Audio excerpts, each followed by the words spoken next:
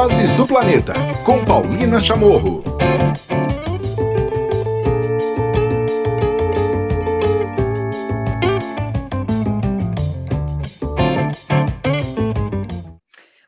Muito bem, começando mais uma edição especial aqui do Vozes do Planeta, daqueles episódios onde você vai tomar aquela aula, então já respira, pega seu caderno, pega seu papel, sua caneta, seu lápis, para tomar nota, porque a gente vai aprender e falar muito sobre biodiversidade e principalmente sobre estas reuniões, as convenções da diversidade biológica, e ninguém melhor do Braulio Dias, que foi secretário executivo da Convenção de Diversidade Biológica hoje, para nos ajudar nessa aula, nessa conversa. Braulio, um prazer te receber hoje aqui no Vozes do Planeta. Obrigada por ter topado essa conversa.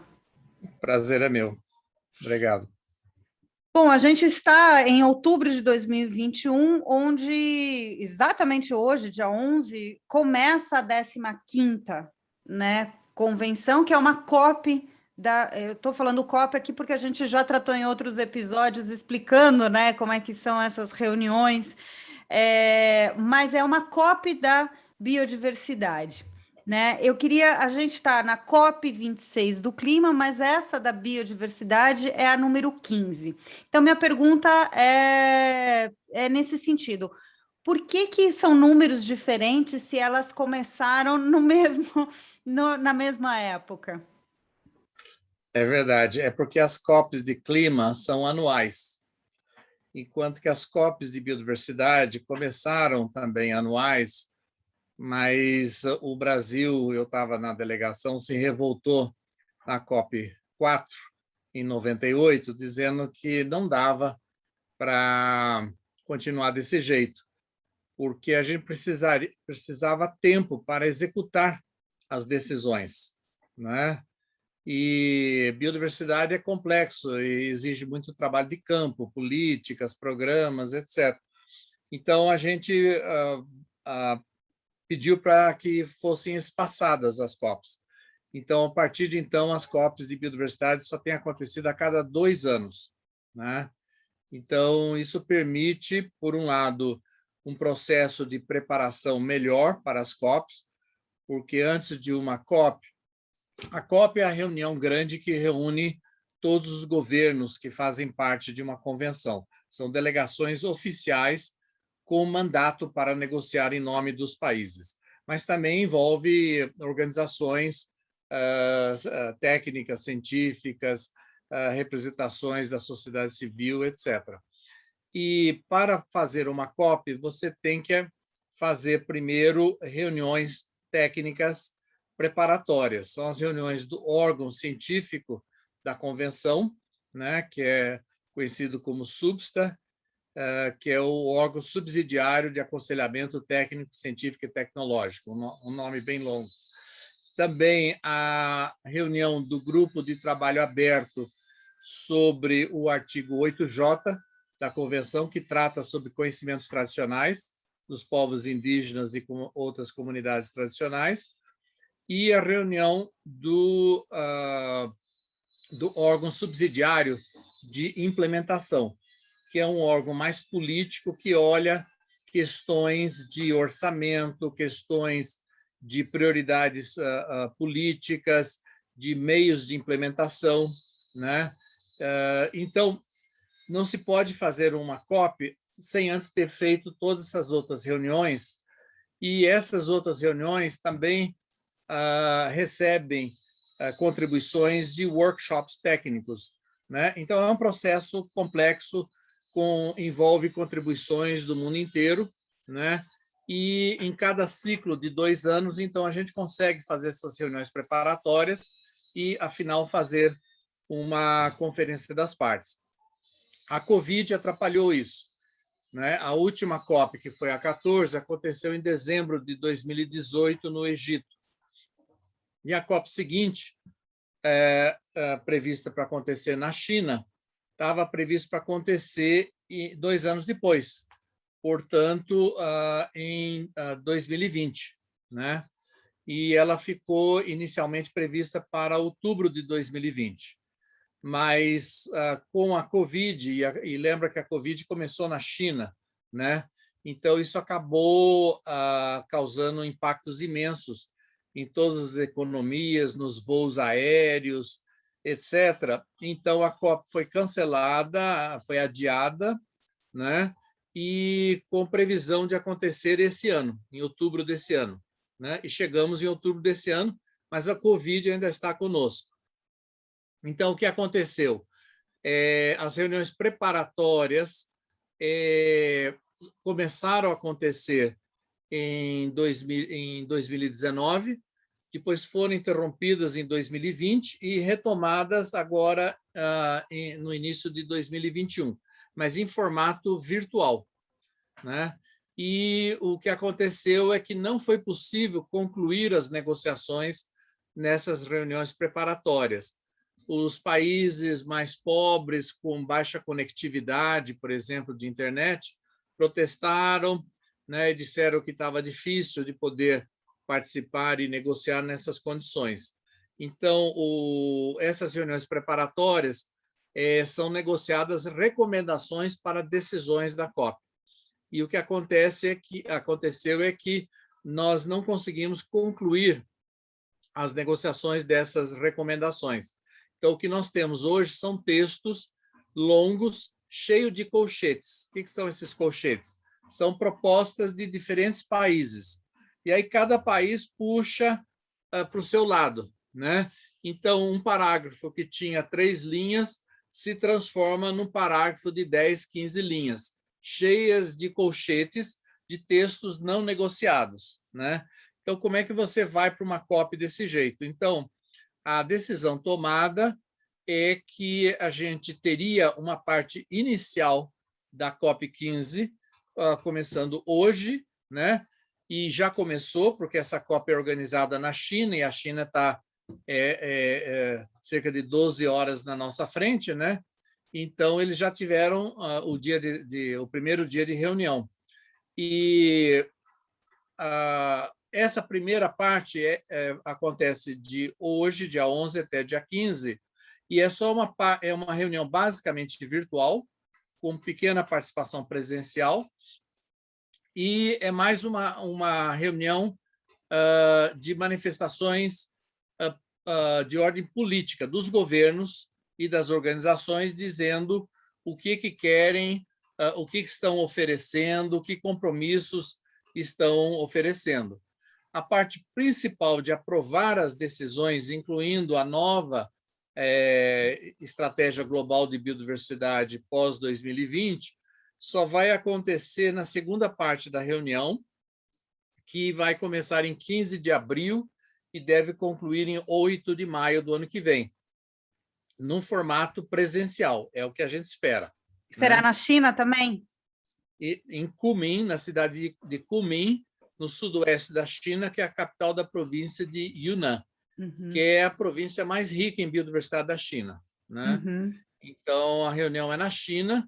Se até lá, de fato, a pandemia tiver desaparecido e todos tiverem oportunidades de vacinação, deverá ser uma grande reunião presencial, possivelmente mais de 10 mil pessoas participando. Uau!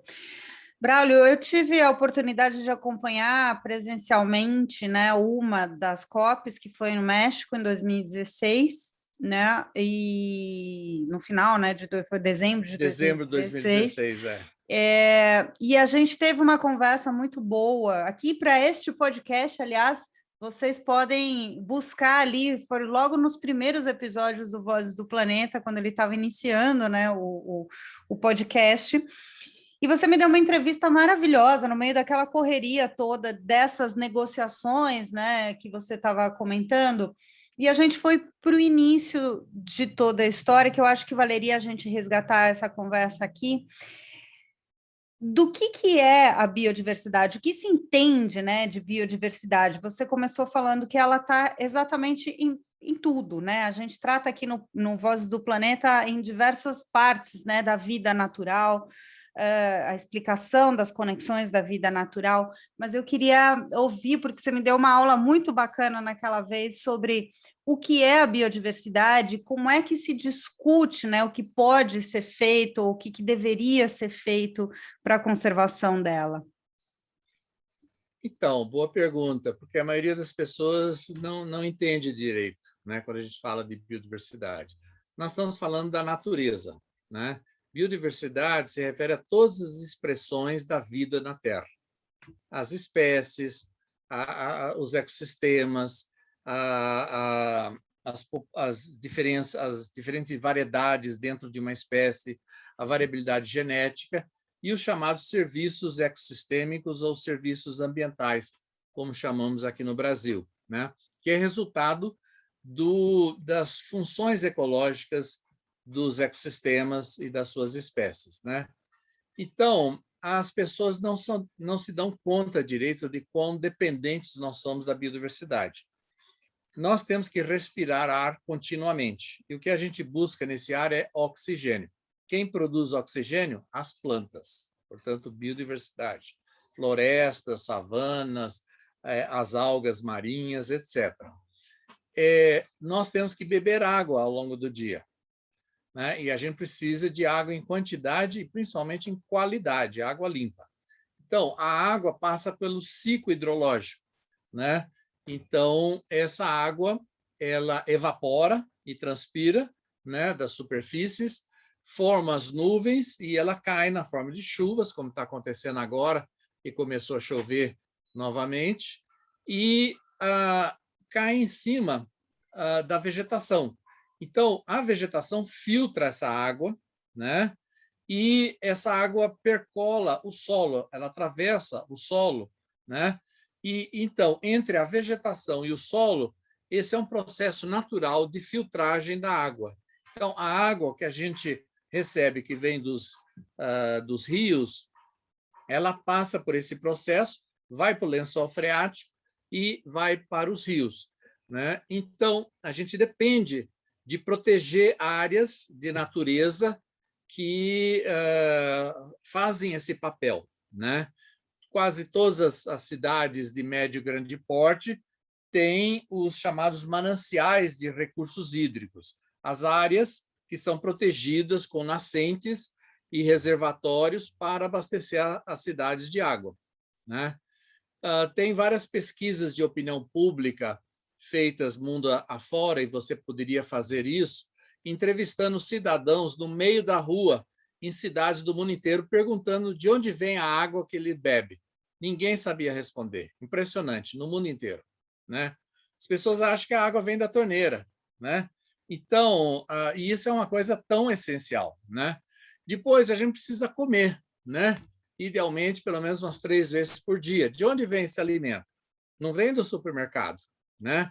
Esse alimento vem da produção, da agricultura, da pecuária, da pesca, né? E do extrativismo vegetal, né? Por exemplo, o açaí que a gente consome é extraído da Amazônia, não são plantações, né? É da floresta mesmo. Então, e a gente precisa de uma alimentação diversa. As nossas mães costumavam dizer que a gente precisa de um prato colorido, com diferentes cores de alimento, porque isso vai garantir diferentes tipos de vitaminas e sais minerais, né?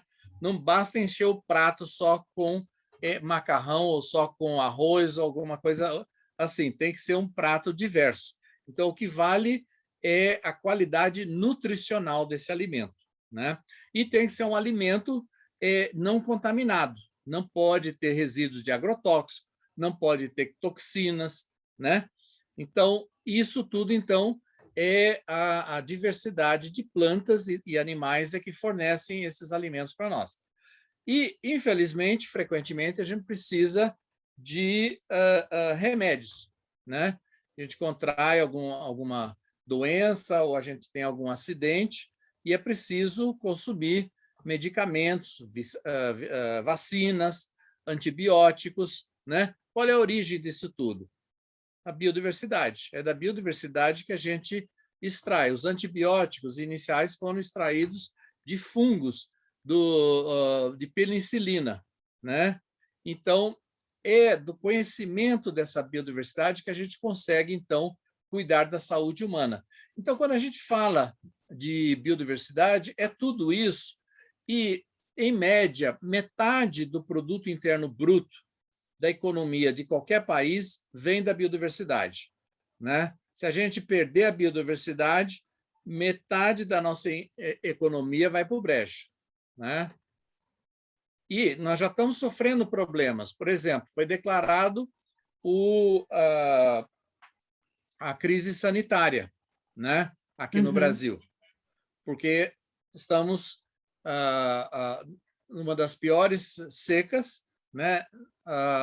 Em 90 anos, nunca tinha chovido tão pouco para fornecer energia, não só para abastecer as populações humanas, mas também para os reservatórios das hidrelétricas e chuva para a agricultura, porque a maior parte da agricultura brasileira é irrigada pelas chuvas, né? Com essa crise hídrica, nós vamos ter falta de água e falta de energia no país, né? Então, isso é seríssimo, né? De onde vem a água que a gente bebe? Seja em São Paulo, Rio, Brasília, Porto Alegre. A maior parte dessa água vem da Amazônia. Vem da transpiração, né, das plantas, né, por causa do calor, as plantas transpiram e a água evapora. Isso que forma essa grande quantidade de nuvens cheias de água que tem na Amazônia. E isso provoca mais chuvas na Amazônia e essas nuvens cheias de água são levadas pelos ventos alísios de leste para oeste e trombam com a cadeia de montanhas dos Andes, e a maior parte dessas nuvens vem para o sul-sudeste do Brasil, né? Muitas vezes essa água só se precipita quando encontra frentes frias, né? Que vêm do sul. Só que essas frentes frias não têm umidade, né? A água está no ar quente que vem da Amazônia, né? Então, são coisas tão básicas quanto essa que mostram a importância da biodiversidade. E, por isso, toda essa preocupação no Brasil e no mundo com o desmatamento, com as queimadas e incêndios, né? E outras formas de degradação do meio ambiente. O Brasil, por exemplo, não investiu em saneamento básico, então a maior parte do esgoto produzido por nossas cidades vai direto para os rios, in natura, né? A boa parte dos rios na região sul, sudeste e nordeste é poluída, né? E isso destrói a biodiversidade aquática, né? E causa prejuízos de doenças, né? Que são transmitidas pela água. Então, muitas doenças que afetam as pessoas aqui no Brasil são consequências dessa poluição hídrica, né? O lixo também, a quantidade de plásticos que a gente produz, isso no final está tudo indo para os mares, né? A gente já tem ilhas artificiais de plástico em algumas regiões, principalmente do Pacífico, né? Então, esse é o problema básico, quer dizer, a biodiversidade é super importante, as pessoas não se dão conta de quão dependentes nós somos da biodiversidade, que as pessoas acham a biodiversidade, é aquela floresta lá longe, no meio da Amazônia. Não, a biodiversidade está em volta de nós, está no nosso dia a dia, né? E então nós temos essa dependência. Por outro lado, nós temos oportunidades. Todo mundo fala do potencial do Brasil de promover uma bioeconomia, quer dizer, uma nova revolução da economia baseada na biodiversidade, né? Então, isso tem um potencial imenso, só que precisamos investir em ciência e tecnologia. E o governo, essa semana, cortou em mais de 90% o orçamento do Ministério de Ciência e Tecnologia. Quer dizer, desse jeito, nós não vamos a lugar nenhum, né? Sendo o Brasil um dos países, está entre os 10 megadiversos, né? E está aí, né, junto com a Colômbia, no primeiro lugar, né, de megadiversos, né, Braulio? O Brasil é possivelmente o número 1, né? O problema é que esses números estão sendo atualizados continuamente, porque a gente ainda não conhece o tamanho da nossa biodiversidade. Aqui no Brasil, a gente já tem catálogos online de todas as plantas conhecidas no Brasil, que é o chamado Flora do Brasil 2020 online, mantido pelo Jardim Botânico do Rio de Janeiro. Eles atualizam os dados praticamente diariamente. Nós temos quase 50 mil espécies de plantas e fungos e algas no Brasil. E existe o catálogo taxonômico da fauna do Brasil online, que já registra cerca de 120 mil espécies conhecidas. Falta apenas catalogar alguns grupos de micro-organismos do tipo protozoários, amebas, etc. E também as bactérias.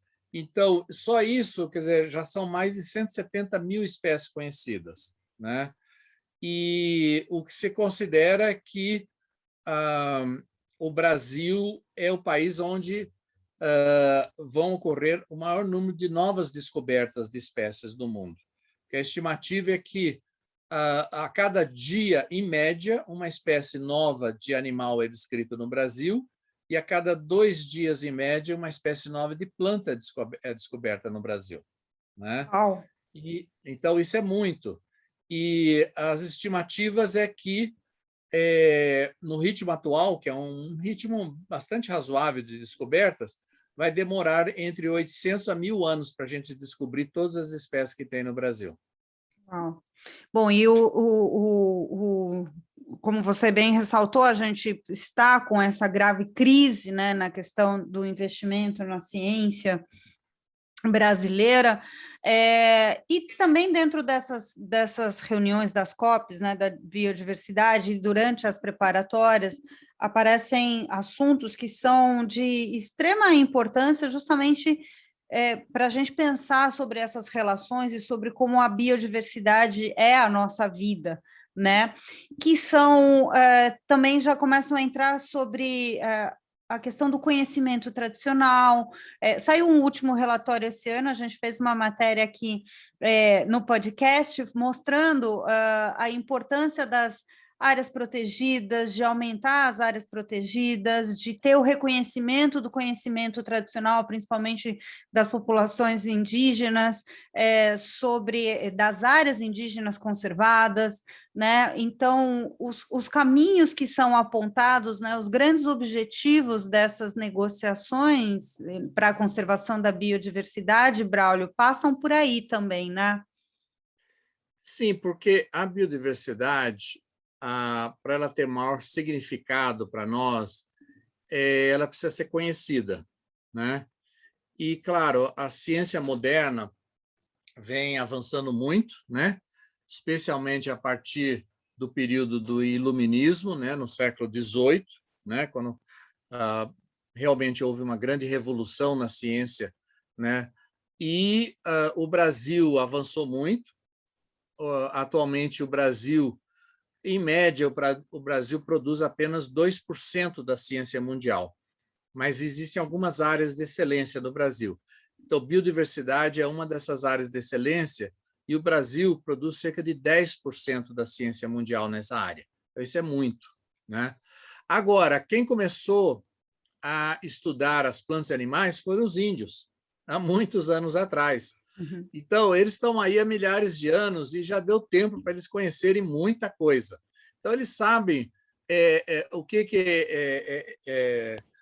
dá um bom alimento, como se consegue pescar ou coletar esse ou aquele tipo de peixe ou de alimento, como se pode produzir certas plantas cultivadas, né? Apenas na região amazônica, os indígenas, e são muitas tribos diferentes, muitas etnias, eles domesticaram cerca de 140 espécies de plantas. Isso é pouco conhecido aqui para a maior parte da população humana, né? As pessoas pensam muito nos famosos centros de origem de espécies domesticadas, né? Por exemplo, os planaltos do sul do México, onde foi domesticado o milho, né? Ou então no altiplano dos Andes, onde se domesticou a batata e o tomate, entre outras, né? Ou então o Oriente Médio, ou a China, ou a Índia. Essas são as regiões mais conhecidas de domesticação de plantas e animais. Mas a Amazônia foi uma região muito importante de domesticação, né? Até mesmo o milho, ele foi originalmente domesticado no México, mas a domesticação final do milho aconteceu na Amazônia. Então, muitas das características atuais do milho foram desenvolvidas na Amazônia. Olha né? isso, não sabia. Então, tem coisas fantásticas. Então, por isso que na área de biotecnologia, muitos laboratórios de universidades e empresas, antes de começar a desenvolver um novo produto, eles procuram se informar sobre o conhecimento indígena, sobre o conhecimento tradicional, né? E aí eles já identificam potenciais alvos para uma pesquisa biotecnológica, que já tem um conhecimento tradicional, precisa de um conhecimento científico para aprimorar esse conhecimento, né? E transformar isso num novo produto, né? Mas então esse conhecimento tradicional é valiosíssimo e nós estamos perdendo, né? Infelizmente, o Brasil é um dos campeões mundiais de línguas indígenas ameaçadas de extinção. Tem línguas indígenas aqui no Brasil que só falada por 10 pessoas ou menos. Uhum. A hora que essas pessoas morrerem, aquela língua desapareceu. E é importante entender que, quando uma língua desaparece, todo um conjunto de conhecimentos que aquela população que falava aquela língua desenvolveu ao longo de séculos ou milênios desaparece junto. Uhum. Né? Porque nós não fomos capazes, até agora, de documentar todo esse conhecimento tradicional. Existem poucas iniciativas no mundo e no Brasil para fazer esse trabalho. Tem uma publicação bonita chamada Enciclopédia da Floresta, em que pesquisadores da USP, da Unicamp, entrevistaram diferentes povos indígenas do Alto Rio Juruá, lá no sul do estado do Amazonas, e resgataram muitos conhecimentos tradicionais. E, com a permissão desses indígenas, eles, então, publicaram esse livro, né? Então, isso é um exemplo. Agora, quantos grupos indígenas tiveram esse tipo de atenção no Brasil? Muito poucos. Muito né? poucos. E a outra questão era com relação a esses apontamentos, né, que saiu nesse relatório, né, da importância das áreas protegidas, desse compromisso, né, que não foi alcançado pelos países de aumentar o número de áreas protegidas, mas, por outro lado, tinha se aumentado a efetividade dentro das áreas que apareciam, mas eu queria te ouvir com relação a isso, né, a importância de mantermos ainda também não só do uso, né, dos recursos e dos serviços ecossistêmicos, mas também da natureza conservada como uma forma, né, de equilíbrio mesmo, né, do planeta. Paulina, eu sou acusado pelos meus alunos de ser muito otimista. E eu prefiro ser um otimista do que um pessimista, né? Porque os pessimistas já estão derrotados de saída. Eles acreditam que nada vai dar certo, que é impossível salvar o mundo, corrigir as coisas, então eles não fazem nada, né? Eu sou daqueles que acreditam que é possível fazer algo melhor, né? Mas não adianta apenas pensar, você tem que arregaçar as mangas e fazer alguma coisa, né? Dr. Paulo Nogueira Neto falava um otimista responsável. Claro, a gente não pode ficar viajando na maionese, como dizem, né? Tem que ser pé no chão, né? Mas existe um potencial enorme para a gente corrigir as coisas, para a gente melhorar. Então, eu discordo da avaliação predominante de que a implementação das metas de Aichi foi um fracasso. Não foi um fracasso. É que as pessoas partem de uma premissa errônea, que quando você negocia essas metas na ONU, aquelas são metas aspiracionais. Você aspira a chegar naquele nível em tal prazo. Então, aquelas metas de Aichi foram negociadas em 2010, na COP10, para serem alcançadas até o final da década, em dezembro de 2020. Então, o que interessa é se elas cumpriram o objetivo de provocar os governos, provocar a academia, provocar a sociedade civil, provocar o setor produtivo a fazer melhor, a fazer diferente, né? Se alcançamos 100% ou não da meta negociada, para mim isso é o de menos. Eu acho que o mais importante é saber se houve engajamento, se houve esforços no sentido de se avançar essas agendas em todos os países. E a gente tem que entender que alcançar essas metas, que são muito ambiciosas, as metas de Aichi, e as novas metas que deverão ser aprovadas na COP15 deverão ser ainda mais ambiciosas, nós temos que lembrar que o alcance dessas metas ambiciosas é um desafio muito grande para qualquer país. Tá? Não basta querer. Né? Primeiro que a gente tem que ter lideranças que movam os países, as instituições para avançar. Nós temos um déficit de boas lideranças no mundo inteiro. E aqui no Brasil, então, não é bom nem comentar, né? Mas, então, precisamos de lideranças. Nós precisamos ter conhecimento. Essa é uma área que o Brasil está bem. Avançou muito em ciência, embora nos últimos anos os investimentos em ciência tenham reduzido, e essa semana foi um banho de água fria, né? Temos também os conhecimentos tradicionais de povos indígenas, né? E isso é uma riqueza que o Brasil tem que saber valorizar mais, né? Temos leis, nós precisamos de boas leis, e o Brasil, desde a década de 80, começando com Nogueira Neto, né? Quando se aprovou em 1981 a Lei da Política Nacional do Meio Ambiente, e ele que coordenou todo esse processo, né? Foi uma lei moderna, baseada nos princípios aprovados na COP, na Conferência das Partes, em Estocolmo, em 1972. Né? E o Brasil, então, modernizou a sua legislação. Até então, o Brasil só tinha leis de exploração de recursos naturais. Então, era a lei de caça, lei de pesca, lei de mineração, lei de recursos hídricos. Nós não tínhamos legislação ambiental. Começou em 81 com Paulo Nogueira Neto. Depois, um grande salto com a Constituição, com o artigo 225 sobre meio ambiente, que classificou meio ambiente como um bem comum e definiu que todos os brasileiros têm direito a um meio ambiente equilibrado.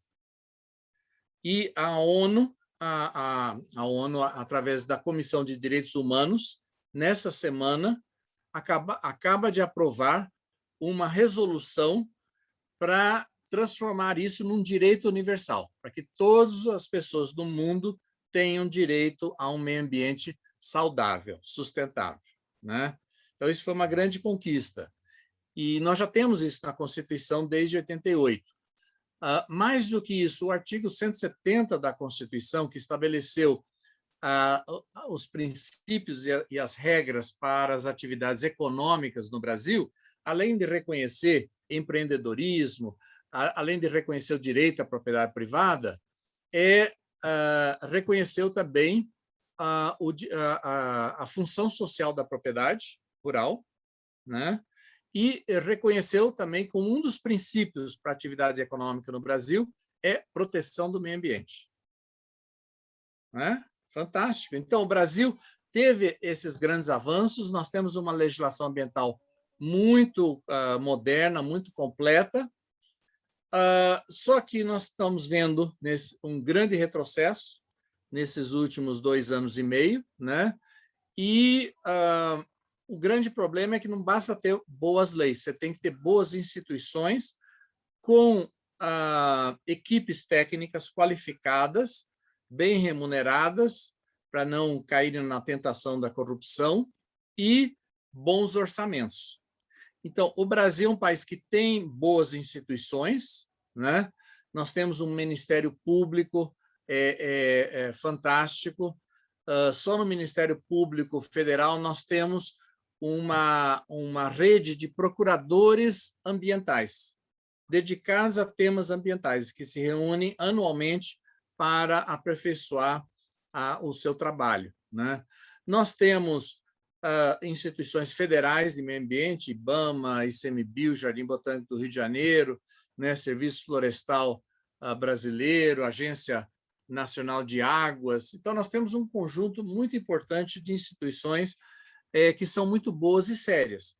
Infelizmente, nos últimos anos, elas vêm sofrendo com cortes orçamentários e com redução do quadro técnico, né?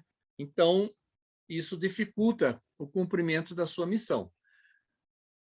Para completar, para que a gente possa avançar na agenda ambiental e outras agendas de interesse da sociedade, você precisa de uma população educada, e essa é uma área que o Brasil não investiu muito. O Brasil investiu na educação de elites, mas não investiu na educação de todos, né? O país tem que ter imprensa livre, né? E essa é uma área que nós estamos enfrentando também dificuldades, né, recentes. Aliás, sempre enfrentamos, mas agora ainda maiores, né? E o Prêmio Nobel essa semana, né, de Paz, o Prêmio Nobel da Paz, foi exatamente para 2 jornalistas, né? Uma filipina e um russo, né?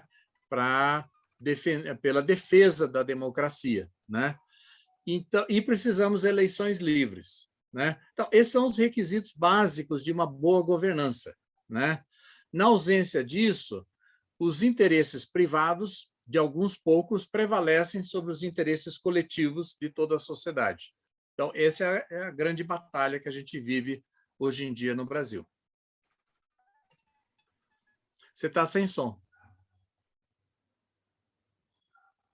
Agora sim? Agora sim. Eu estava falando justamente, e você citou, né, os 2 jornalistas que agora são o Nobel da Paz, né? São jornalistas Isso. Independentes, né? É uma ameaça à liberdade de expressão, uma ameaça a quem reporta sobre vozes, né? E principalmente na questão ambiental, a gente tem muitas vozes, né, que também são silenciadas e precisam ser ouvidas, né? Tá tudo realmente Infelizmente, o Brasil é um dos campeões de assassinato de ambientalistas. Exatamente. E eu queria te agradecer, eu vou te fazer um convite duplo, essa foi uma entrevista, mas que, na verdade, ela pode se desdobrar, porque eu vou te convidar para a gente fazer comentários sobre o que saiu dessa primeira reunião, então, da COP15 de biodiversidade, Braulio, para a gente trocar mais um pouco de ideia sobre isso, sobre caminhos e sobre a importância, né, do Brasil dentro, né, e todos os desafios que a gente vai ter dentro dessa grande tema, dessa grande... Eu nem sei quantificar, eu nem sei qualificar, nem quantificar o que é a biodiversidade, que é a vida natural, né? Então... Exato. Eu não tenho nem palavras. E essa COP é importantíssima, porque normalmente a gente aprova agendas e estratégias para 10 anos. Dessa vez nós vamos aprovar uma agenda para 30 anos. 30 anos, veja só. 30. Então é bom a gente não errar. É bom a gente estar atento. Então, eu vou te fazer esse convite, se você topar, vai ser um prazer te receber novamente no próximo episódio, para a gente fazer uma rápida análise de quais são os pontos que vão ficar, então, para abril de 2022 e o Brasil nesse rolê todo. Tudo bem? Tudo bem. Maravilha. Eu queria, então, te agradecer muito aqui hoje a participação neste episódio especial do Vozes do Planeta sobre a reunião da Convenção da Diversidade Biológica.